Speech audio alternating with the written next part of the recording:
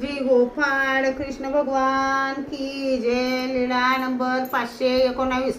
संन्यासाच्या ममतत्वाचा उपास. एके दिवशी सर्वज्ञांना सकाळचा पूजा वसर झाल्यानंतर सर्वज्ञ एका देवळाकडे फिरायला गेले.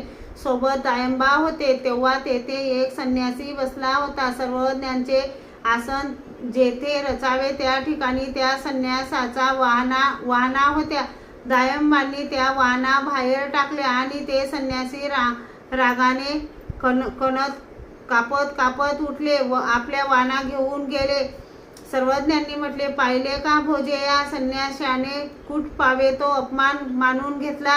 याच्या वाहना बाहेर टाकल्या तर मग जणू काय यालाच बाहेर टाकून दिलाय. मग दायंबाने सर्वज्ञांसाठी आसन रचले. तेथे सर्वज्ञ बसले. श्री गोपाळ कृष्ण भगवान की जय.